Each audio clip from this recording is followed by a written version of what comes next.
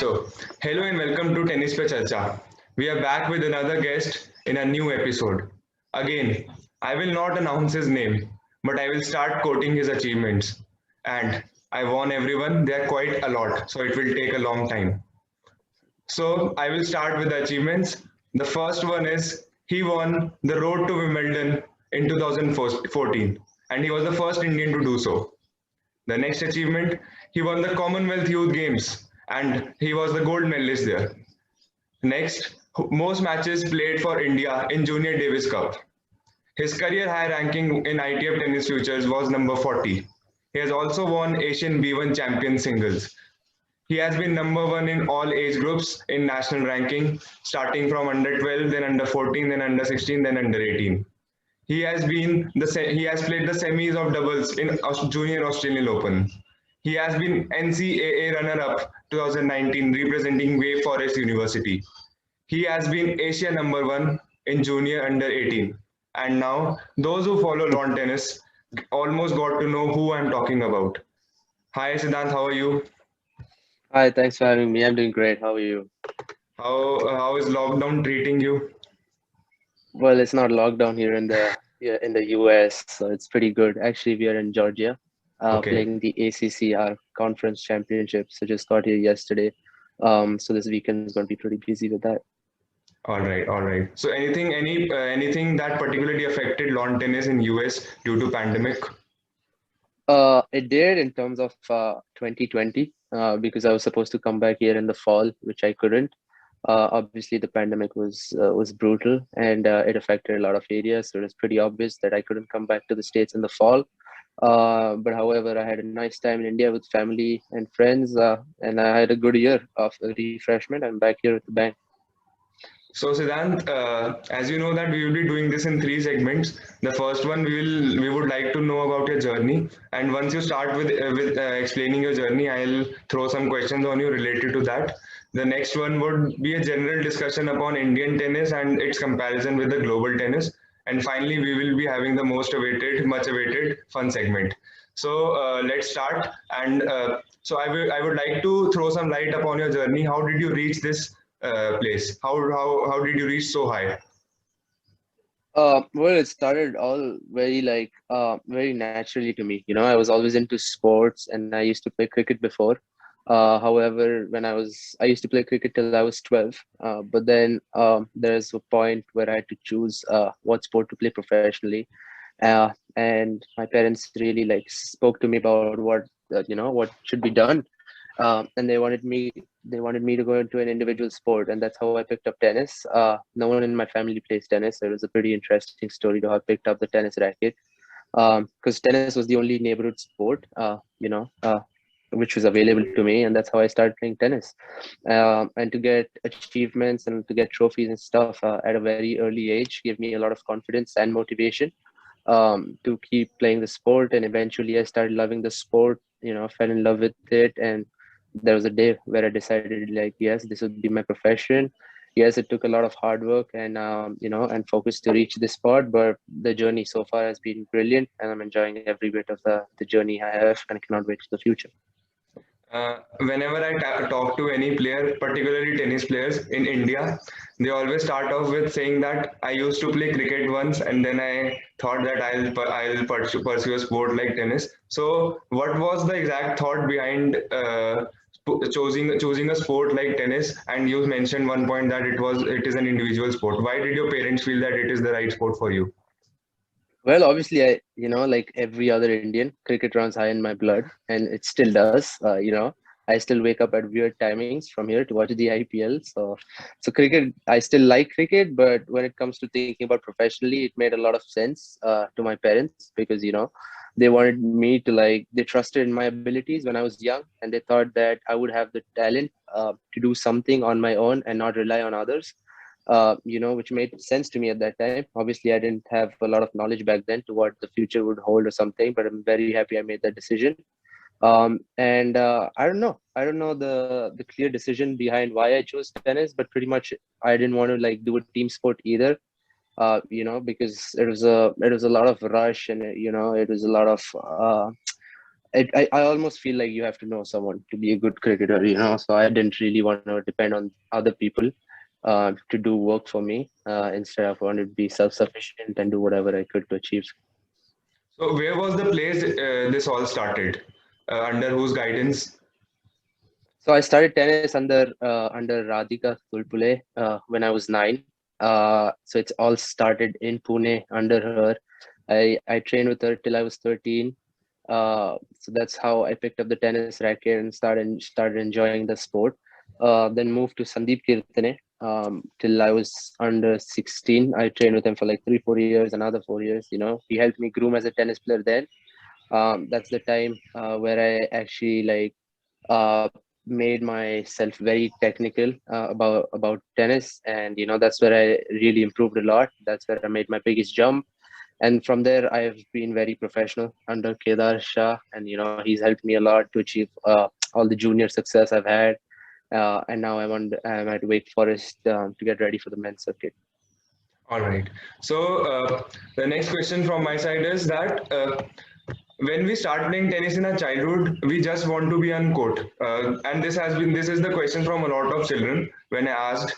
So when we are in childhood, we just want to be on court. We do not value anything such as fitness or stretching exercises. So this somehow hampers the body in future. Were you the same kind or were you different? And if you were same, then how did you cope up with this situation?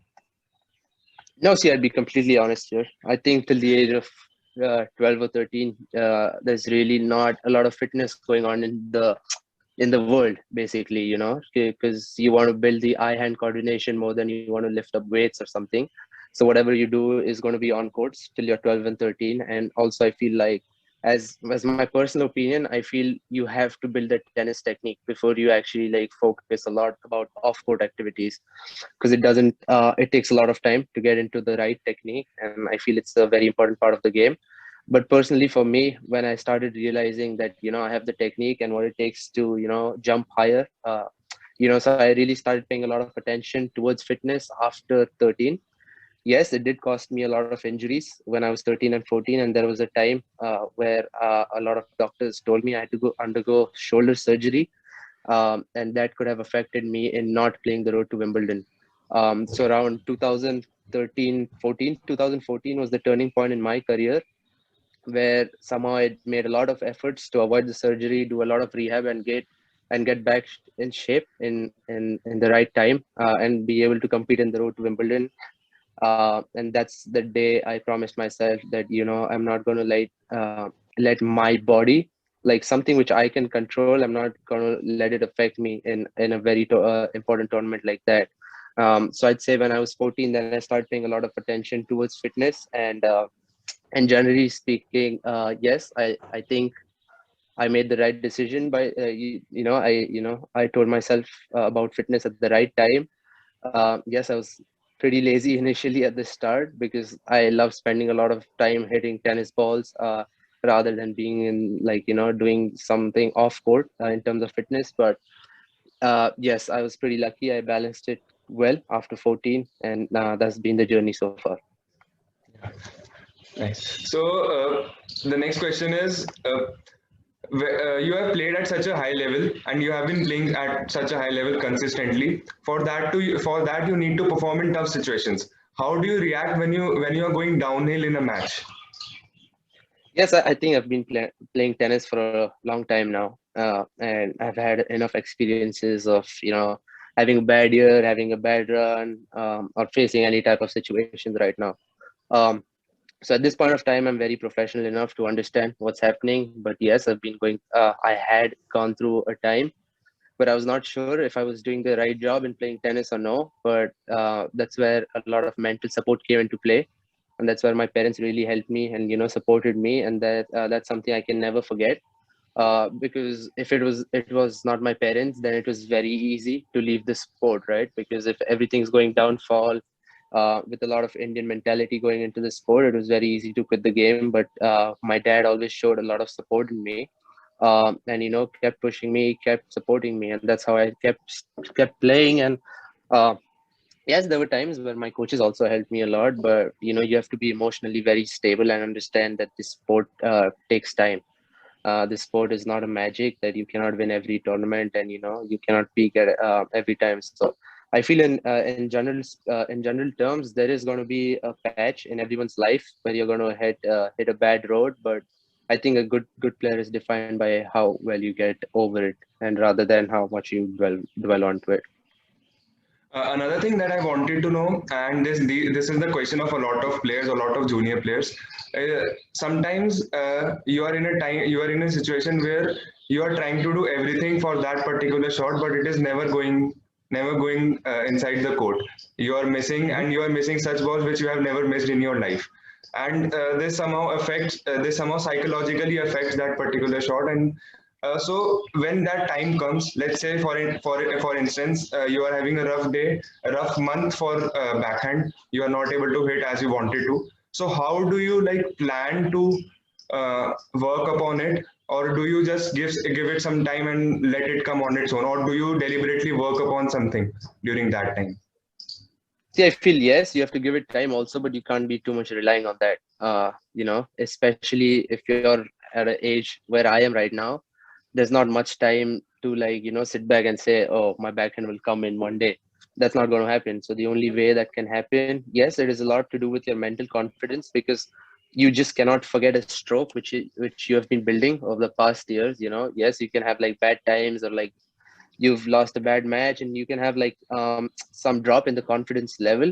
And the only way to gain your confidence back at some shot is by training. And I've realized that over the years that I will get some days, or like a rough period where I'll like start doubting myself for strokes, and that happens to every player. But I feel the only way to get out of this is to like keep practicing and keep hitting those tennis balls. I think you cannot get enough repetitions in. The more you hit is the better, and obviously everything's about the confidence. You just cannot go and sit back and be like, okay, like I haven't hit backhands for 1 week, or let's just give another week. And you just cannot spend too much time thinking or like wasting about it. So just you have to keep practicing, and like that's where the psychological part also plays a big difference. You have to be confident, you have to try and remember your good days. And if you think there was a match where your backhands were perfect, just try and remember that, and just try to copy that. All right. So you talked about that how you were supported by your parents, and how it is not the case with everyone, because it is an individual sport and you need some sort of team around you who can tell you that you are doing fine, or who can also tell you that this is the thing you are not doing right. So how was the contribution of your parents different from from the parents of your friends, or maybe your generation tennis players? Yeah, I consider myself very lucky in that aspect, especially to come in a family where there is zero sporting background, and to see my dad give tremendous support to me and giving entire freedom to do whatever I want is probably the biggest reason why I am still playing tennis. Because support has to come. And I'm pretty sure you told me that you're going to talk about Indian tennis later in the segment. So I pretty much like will come on to that later also. All right. But I feel like yes, parent support has helped me, because like trust is so much important. It's not only in your parents but coaches also. Because if you see a talent, you have to make sure it doesn't go wasted. So yes, I give immense amount of credit to my coaches and my parents who have seen me and realized that there has been potential. And now I think it's up to me to deliver. And I think their time to like support me uh, has given me opportunities, and now it's up to me to take credit of them. So most people do not know that tennis is a sport which, yes, it requires physical fitness, it requires physical health, but it is a game. It is also quite comparable to chess, because we Yeah. need to we need to strategize our matches. We need to go out and think about not only about ourselves but also about the opponent, how he or she is playing that particular match. So how do you strategize before any kind of matches, and when did you start strategizing your matches in your career? Yeah, I think that's been my biggest weapon so far. Tactical tennis. If you look at me, or if you've ever like, if anyone's played me, they've always. I'm not known for a big power hitter.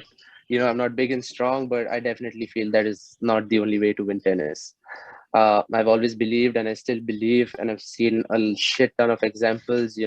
Like tennis can be won. This sport can be won in so many different ways, and it is just not about being big and strong. And you were spot on with saying it is like chess, because there is so much tactical stuff going into the game. Like, you could play a person who's like tall, European, big dude, and everything. But hey, man, if you're tactically smart and if you can like put the balls in the right areas, put yourself in the right areas, trust me, the power and all that things don't matter. Yes, it is a very important part of the game to develop strength over time, but it is not the ultimate goal. So that has been my biggest weapon. I always knew my body was not never going to be that big, and strategically thinking or playing, that has been my biggest weapon. And yes, it came to me naturally, but it also develops over experience and spending more time on the court. And reading the ball is so much important because there are different conditions, different players, different balls bounce different courts play different. So you have to consider everything, and it's like chess. You're spot on again. You have to make the right move at the right time. All right. So there is a lot of case amongst tennis players, especially junior tennis players and maybe some senior tennis players, when they have a certain kind of personality, and when they start playing tennis or when they are pursuing tennis, some coach or some person comes and tells him to play a game like someone else. Like for example, for instance, I'll give you an example. A person is a little tactical, but the person coach comes in and says that hit the ball hard, something like that. So, how did you recognize your strengths and how did you recognize your limitations? And who was in your help and how important this is in tennis? See, I think it's very important. There are two phases of this question. One is before 16, and that time you cannot tell a player to like play like to copy someone, because that's the time you grow and that's the time you actually realize what kind of a player you are, and that's the time you develop. So it's very hard to like imitate a person. Like if someone told me at the age of 15 to play like Songa, big hitting, big serve, couldn't do it, right? It would be a bad thing for me to like try and imitate Songa. Even if I like him as a player, it would be a bad move. But yes, if I look at it now I know what my game is. Now I've been playing the sport for 10 years. Now I know where I belong and what are my strengths. What are my weaknesses. Now it can be pretty similar to follow someone, but not totally imitate. Because every player is different. But yes, game styles can be similar, and you can learn from that specific player. But again, two phases of this question. Before 16, I think it's definitely wrong to ask someone to like follow this player or try and imitate this player, because you cannot do that because you're still trying to figure yourself out. But I'm 20 now, and now I know what tennis I can play and what tennis I usually play. So it's really up to me, and my coaches have helped me. I'm in college right now, and they give me a couple examples of players who they think I play similar to, and it makes sense. I don't try to imitate them, but it's a good learning to watch these players. Sure, sure. So, people work upon physical fitness. Do you also work upon your mental fitness? Yes, it is very important to work upon mental fitness. And for mental fitness, I really don't recommend that you have to go to someone to do it, because a lot of it comes from within yourself naturally and how strong you are. But hey, man, if you really need it, then there's always like a there's always a place to go. There's always a mental trainer. You can go see a psychologist and stuff like that. But for me, it has always been my dad. He's seen me inside out. He's known me for like more than anyone else, and he knows how my brain functions. um so even in my high times or even my low times, he was the one who was like training me for it. And I was I'd say I'm pretty lucky to act on it smartly. I have been pretty good with that aspect, and I know where I lie. So yeah, it is very important. Mentally being strong is very important. All right. So, with this, we come to the end of first segment, and it was great talking to you. Just Cheers. Thanks.